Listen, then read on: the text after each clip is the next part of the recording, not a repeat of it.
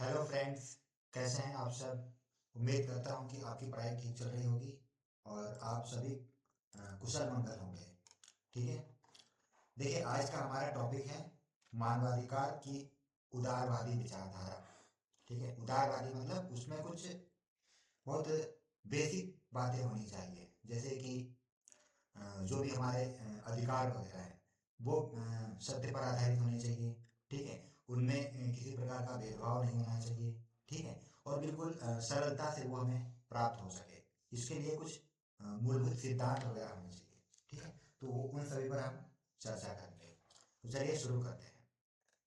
तो टॉपिक कौन सा है हमारा? मानवाधिकार की उदारवादी विचारधारा। ठीक है। देखो, मानवाधिकार की जो उदारवादी विचारधारा है अ, वह इस आधारभूत सत्य पर टिकी है कि प्रत्येक मनुष्य जो है स्वतंत्र और समान रूप से पैदा हुआ है। ठीक है।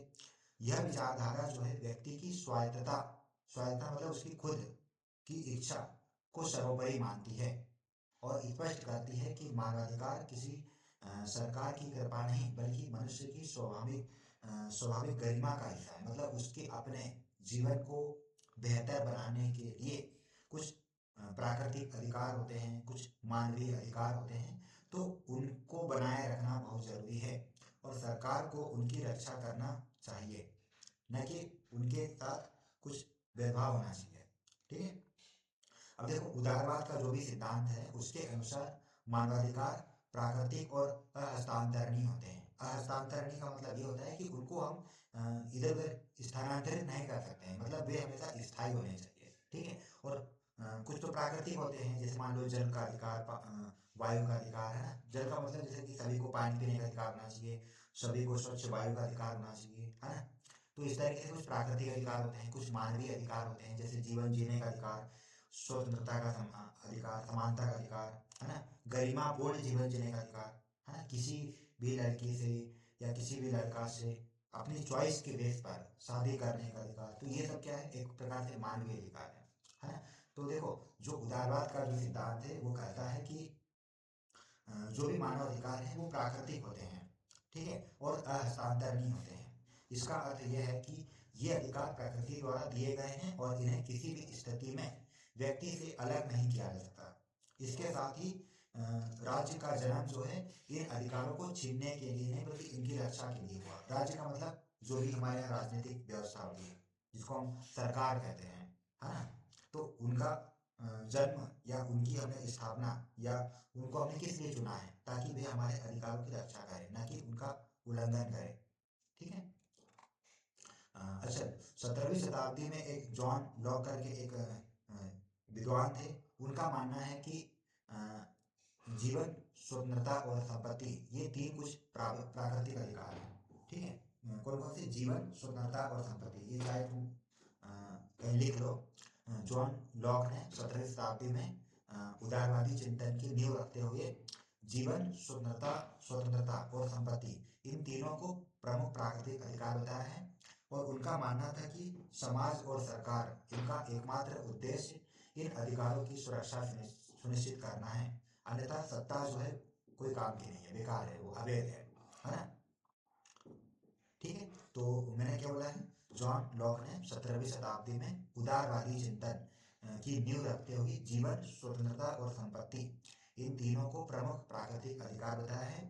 और उनका मानना है कि समाज और सरकार इनका एकमात्र उद्देश्य इन अधिकारों की सुरक्षा करना है। और यदि वे सुरक्षा नहीं कर सकते तो फिर उसका कोई काम नहीं है, उसको हटा देना चाहिए, है ना। फिर सरकार को अपने पद पर नहीं बने रहना चाहिए। ठीक है। चलो आगे बढ़ते हैं। देखो, उदारवादी विचारधारा जो है वो व्यक्तिवाद को केंद्र में रखती है। मतलब इसमें ना व्यक्ति को केंद्र में रखा जाता है, क्योंकि व्यक्ति के जो अधिकार है उनको सर्वोपरि माना गया है ना। यदि हम किसी व्यक्ति के अधिकारों का उल्लंघन कर रहे हैं तो समझ लो कि हम उसके साथ गलत व्यवहार कर रहे हैं। ठीक है। तो फिर इस उसके जीवन का कोई अर्थ नहीं है। इसलिए उन्होंने व्यक्ति को केंद्र में रखा है। किसने? उदारवादी विचारधारा ने। ठीक है। इसमें ऐसा माना जाता है कि समाज या समूह की प्रगति जो भी है ना वो व्यक्ति की स्वतंत्रता पर निर्भर करती है। यदि कोई भी व्यक्ति स्वतंत्र रहेगा, उसके जो भी अधिकार वगैरह है उनका उल्लंघन नहीं होगा बल्कि उसको हमेशा बनाए रखा जाएगा, तभी किसी भी समाज या किसी भी समूह की प्रगति होगी। और अन्यथा जो है फिर उसका विकास रुक जाएगा। ठीक है, यदि व्यक्ति स्वतंत्र है तो वह अपनी बुद्धि और विवेक से न केवल अपना बल्कि पूरे समाज का भी कल्याण कर सकता है। इसलिए जो उदारवादी विचारधारा है वो व्यक्तिवाद को केंद्र में रखती है। ठीक है। अच्छा, इस विचारधारा में नकारात्मक स्वतंत्रता का सिद्धांत भी अत्यंत महत्वपूर्ण है। इसका तात्पर्य क्या है? इसका मतलब यह है कि व्यक्ति के कार्यों और विचारों में राज्य का हस्तक्षेप न्यूनतम होना चाहिए। मतलब जैसे कोई व्यक्ति कोई काम वगैरह कर रहा है, ठीक है, तो उसमें राज्य का हस्तक्षेप जो है कम से कम होना चाहिए। कहीं ऐसा ना हो कि बार बार राज्य जो है उसमें हस्तक्षेप कर रहा होगा, है ना। तो इससे क्या होगा कि फिर उसके कामों में उल्लंघन होगा ना, फिर उसके अधिकारों का हनन होगा, है ना। इसलिए उसके कार्यों में या उसके विचारों में राज्य का हस्तक्षेप कैसा होना चाहिए? न्यूनतम होना चाहिए। तो ये एक प्रकार से उदारवादी विचारधारा में नकारात्मक स्वतंत्रता का सिद्धांत है ना। और ये भी अत्यंत महत्वपूर्ण है। ठीक है, यह राज्य को केवल अच्छा, इसका मतलब यह है कि राज्य को केवल तभी हस्तक्षेप करना चाहिए जब एक व्यक्ति की स्वतंत्रता दूसरे की स्वतंत्रता में बाधक बनने लगे। जैसे मान लो कि मैं मान कर चलो अभी पढ़ाई कर रहा हूँ, है ना, या किसी को पढ़ा रहा हूँ। अब मान लो कोई दूसरा व्यक्ति आए जो मेरी पढ़ाई डिस्टर्ब करे या मेरी क्लास को डिस्टर्ब करे, तो इससे क्या होगा? मेरे अधिकारों का हनन होगा, क्योंकि मुझे पढ़ने का अधिकार है, मुझे पढ़ाने का अधिकार है ना। तो इसमें क्या होगा? मेरी स्वतंत्रता बाधित होगी ना। तब जो है उस केस में फिर सरकार को उस व्यक्ति पर कार्रवाई करनी चाहिए, उसके ऊपर दंड दंड का प्रावधान रखना चाहिए, है ना, क्योंकि वो किसी दूसरे की स्वतंत्रता में बाधा क्रिएट कर रहा है। ठीक है, तो इस प्रकार सरकार का काम तब लागू होता है ना। अदरवाइज ऐसे नॉर्मल जो है किसी को परेशान करना उसका दायित्व नहीं है। ठीक है, आगे बढ़े, यहाँ तक चीजें क्लियर? चलो, देखो, नागरिक और राजनीतिक अधिकार, ये जो है उदारवादी दर्शन की आत्मा है। आत्मा मतलब ये मतलब बहुत जरूरी है, समझ रहे हो। इसमें व्यक्ति की जो अभिव्यक्ति की स्वतंत्रता है, अभिव्यक्ति मतलब उसको बोलने की जो आज़ादी है, या प्रेस की आज़ादी, प्रेस का मतलब कुछ भी समाचार पत्र या कोई भी खबर वगैरह उसको छापने की आज़ादी है ना, ताकि वो लोगों तक अपनी बात पहुंचा सके, है ना। शांतिपूर्ण जो है सभा करने का अधिकार, है ना, और निष्पक्ष चुनाव करने का अधिकार, ये सब भी क्या है? नागरिक और राजनीतिक अधिकार के अंतर्गत आते हैं। और ये सारे जो है उदारवादी विचारधारा के अंतर्गत आते हैं। ठीक है, तो ये सारे अधिकार किसी भी व्यक्ति को अपनी सरकार चुनने और उसकी नीतियों की आलोचना करने का अवसर प्रदान करते हैं। ठीक है, किसी भी व्यक्ति को अपनी खुद की चॉइस के हिसाब से सरकार चुनने और उसकी नीतियों की आलोचना करने का एक अवसर प्रदान करते हैं। अब यदि मान लो किसी को अभिव्यक्ति की स्वतंत्रता का अधिकार नहीं होगा, तो सोचो वो कैसे अपनी बात को रख पाएगा दूसरे के सामने। इसलिए उसको बोलने की आज़ादी तो चाहिए ना। मान लो उसको अपनी पसंद के हिसाब से सरकार चुनने का अधिकार नहीं होगा, तो कोई भी व्यक्ति उस पर शासन कर लेगा। इसलिए उसको जो है ये सब अधिकार प्राप्त होने चाहिए। तो ये एक प्रकार से उदारवादी विचारधारा के हिसाब से नागरिक और राजनीतिक अधिकार है। ठीक है, चलिए आगे बढ़े।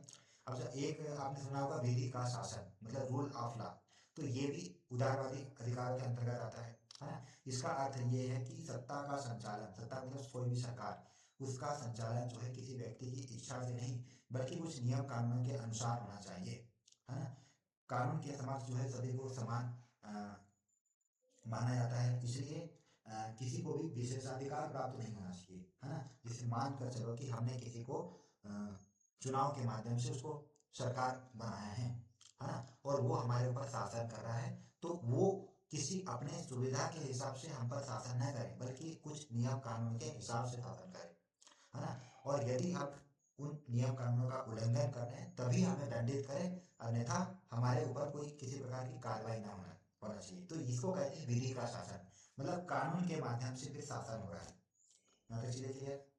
चलो आगे बढ़े।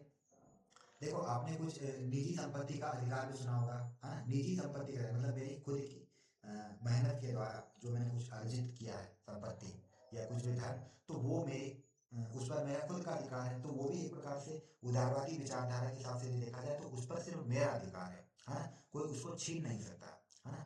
तो जो उदारवादी विचारक है उनका कहना है कि संपत्ति जो है व्यक्ति को आर्थिक सुरक्षा और स्वतंत्रता प्रदान करती है, जिससे वह राज्य की अनुचित मांगों के सामने झुकने के बजाय अपने अधिकारों के लिए खड़ा हो सकता है।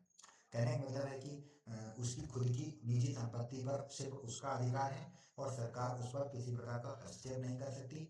और वह एक प्रकार से उसके अधिकारों को बनाए रखने के लिए और उसकी सुविधा के लिए है ना। इसलिए उस पर जो है किसी प्रकार का प्रतिबंध नहीं होना चाहिए, है ना। तो ये एक प्रकार से निजी संपत्ति का अधिकार को बनाए रखा है ना, कौन, उदारवादी विचारधारा का सिद्धांत। ठीक, चलिए। अच्छा, आपने एक देखा होगा कि शक्ति का पृथक्करण का सिद्धांत भी होता है राज्य व्यवस्था में, है ना। तो शक्ति का पृथक्करण सिद्धांत क्या कहता है कि जैसे मान लो कि कार्यपालिका है, विधायिका है और न्यायपालिका है, तो तीनों जो है अलग अलग व्यवस्था है ना सरकार की।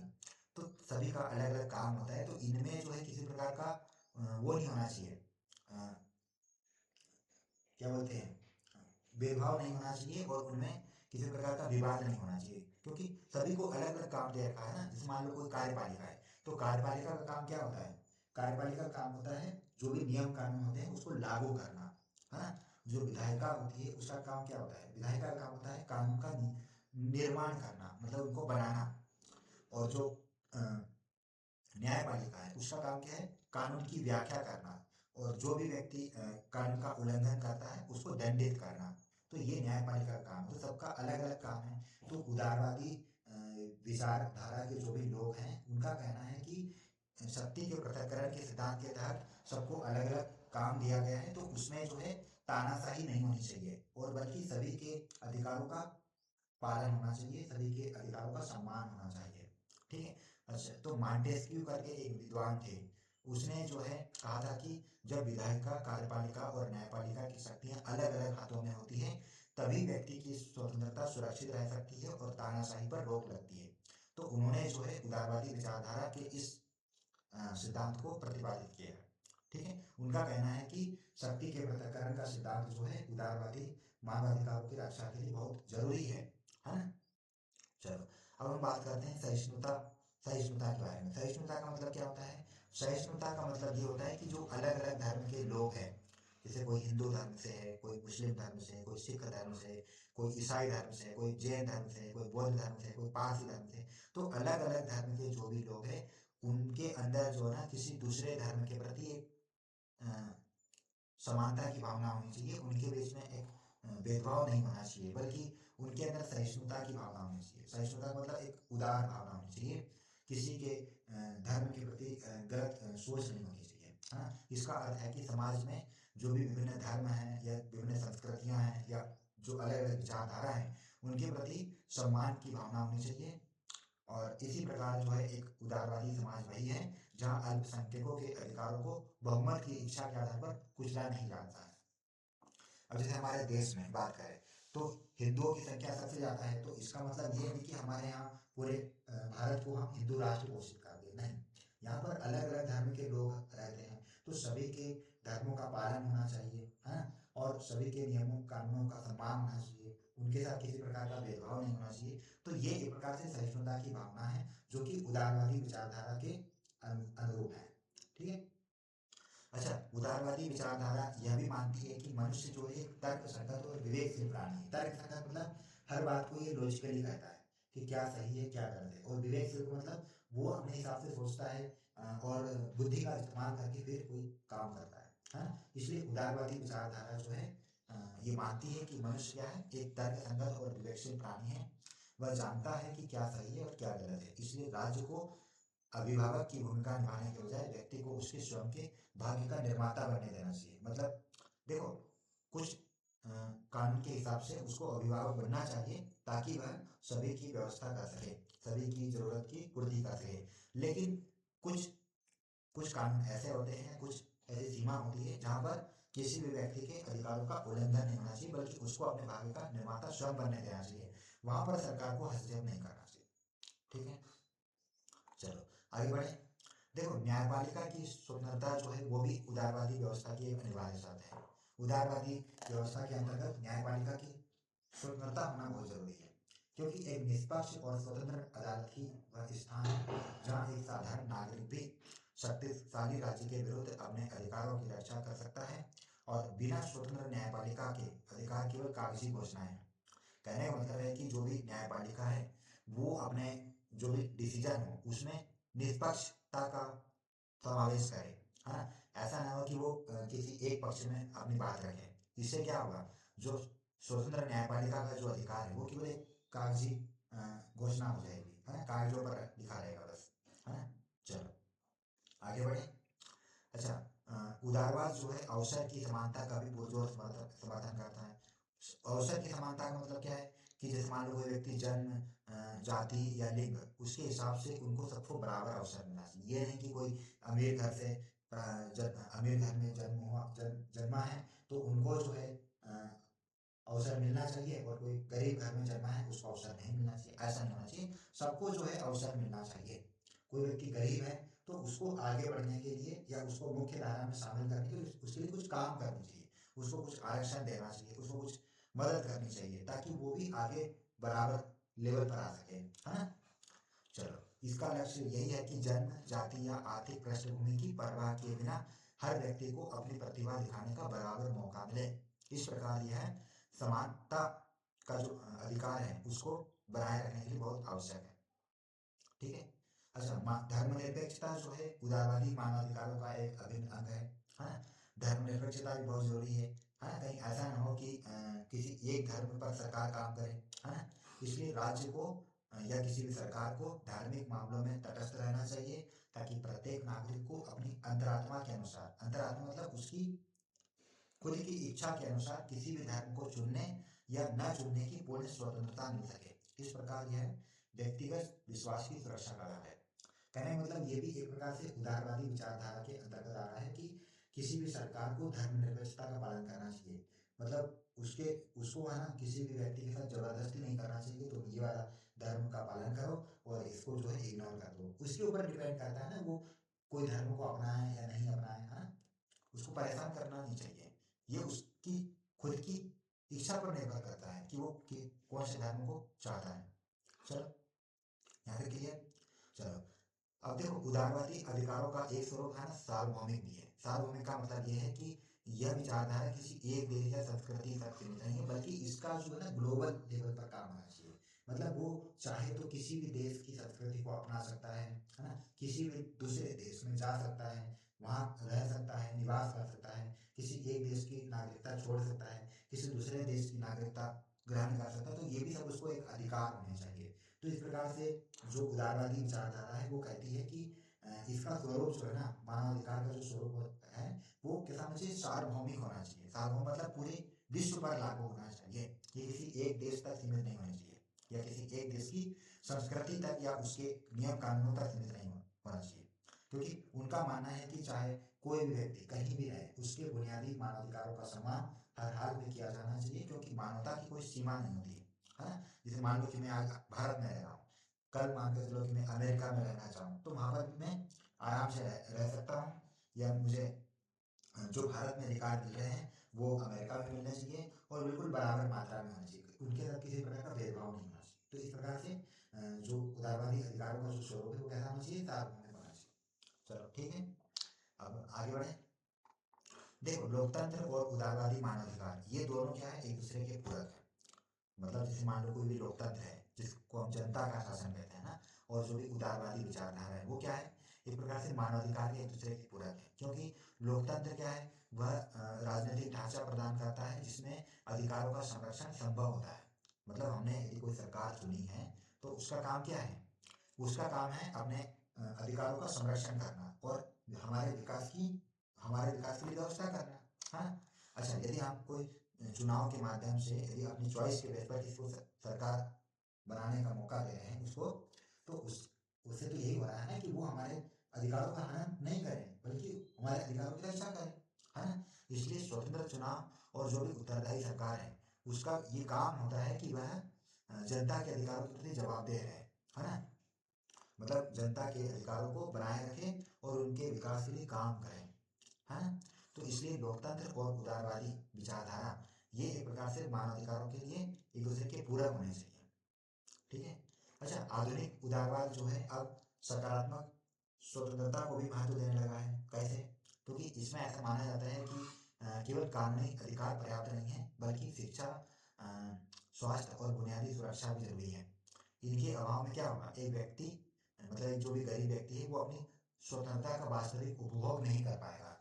कहने का मतलब है कि उसके अंदर शिक्षा होनी जरूरी है, उसका स्वास्थ्य बेहतर होना जरूरी है, और उसके पास कुछ बुनियादी जैसे मान लो रोटी कपड़ा मकान जिसको हम कहते हैं वो सब चीज़ें होना जरूरी है। अदरवाइज ये सब चीज़ें नहीं होगी ना तो वो अपनी जो स्वतंत्रता है जो कि उसको राजनीति के माध्यम से प्राप्त हुई है उसका उपभोग नहीं कर पाएगा, उसके खिलाफ नहीं खड़ा हो पाएगा, है ना।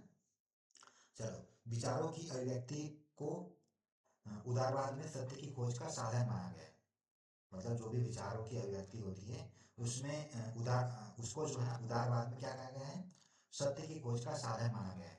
अब एक कोई प्रमुख विचारक है J.S. मिल, है ना, उसका कहना है कि यदि एक व्यक्ति का विचार पूरी दुनिया से अलग है तब भी उसे बोलने का हक है, क्योंकि दमन से समाज की प्रगति रुक जाती है। कहने का मतलब है कि उसको है ना अभिव्यक्ति की आज़ादी मिलनी चाहिए। मतलब वो यदि कुछ बोलना चाहे ना तो उसको बोलने का अधिकार होना चाहिए। आप जो है उसके अधिकारों का हनन नहीं कर सकते, चाहे वो दुनिया से अलग बात कर रहा हो, लेकिन उसको बोलने का अधिकार मिलना चाहिए, क्योंकि यदि आपने उसके बोलने की आज़ादी छीन ली तो इससे समाज की प्रगति रुक सकती है। क्योंकि जो बड़े बड़े विचारक होते हैं वो हजारों लाखों करोड़ों लोगों में कोई एक होता है, तो यदि वो कोई यूनिक बात कर रहा है तो उसको भी बोलने का अधिकार होना चाहिए। हो सकता है कि वो ऐसी बात कर रहा हो जो पूरी मानव प्रजाति के लिए या पूरे मानव समुदाय के लिए कारगर साबित हो, है ना, तो उसको भी जो है बोलने का अधिकार होना चाहिए, ताकि वो पूरी दुनिया चाहे वो पूरी दुनिया से अलग बात कह रहा हो, है ना। तो ये एक प्रकार से विचारों की अभिव्यक्ति को संदर्भित कर रहा है। चलिए, अच्छा, एक है ना सामाजिक अनुबंध का सिद्धांत है। ये क्या कहता है, इसका कहना है कि राज्य का जो अस्तित्व है ना वो नागरिकों की सहमति पर टिका है। यदि राज्य नागरिकों के मूल अधिकारों की रक्षा करने में विफल रहता है तो नागरिकों को ऐसी सरकार को बदलने या उसके विरुद्ध शांतिपूर्ण विरोध करने का पूरा अधिकार होना चाहिए। कहने का मतलब है कि यदि कोई सरकार हमने चुनी है चॉइस के बेस पर इलेक्शन के माध्यम से, और यह यदि वह हमारे अधिकारों का उल्लंघन कर रही है या हमारे खिलाफ कुछ षड्यंत्र रच रही है, तो हमें क्या करना चाहिए, ऐसी सरकार को तत्काल हटा देना चाहिए या उसके विरुद्ध शांतिपूर्ण विरोध करना चाहिए, क्योंकि ये भी एक प्रकार से हमारा अधिकार है। तो ये भी है ना सामाजिक अनुबंध का सिद्धांत कहलाता है, जो कि मानवाधिकार के दायरे में आता है। ठीक है, चलो, इस प्रकार से मानवाधिकारों की जो उदारवादी विचारधारा है वह मानवीय गरिमा का एक सर्वोच्च घोषणा पत्र है। ठीक है, यह सत्ता की निरंकुशता के प्रति जो भी सत्ता होती है सरकार होती है उसकी निरंकुशता, निरंकुशता मतलब उसके जो भी तानाशाही या मनमानी करके जो शासन प्रणाली होती है उसके विरुद्ध व्यक्ति की आज़ादी का एक जयघोष करती है ना। आज के वैश्विक परिवेश में ये सब बहुत जरूरी है, क्योंकि इसी के माध्यम से ही हम अपने समाज को अपने देश को बेहतर बना सकते हैं और ऐसे तानाशाही लोगों से अपने आप को मुक्त कर सकते हैं। ठीक है, तो ये एक प्रकार से मानवाधिकारों की उदारवादी विचारधारा से संबंधित कुछ मूलभूत बातें थी। ठीक है, तो ये चैप्टर आपको अच्छा लगा होगा, है ना, चैप्टर या टॉपिक कुछ भी समझ लीजिए। अब हम मिलते हैं नेक्स्ट टॉपिक पर।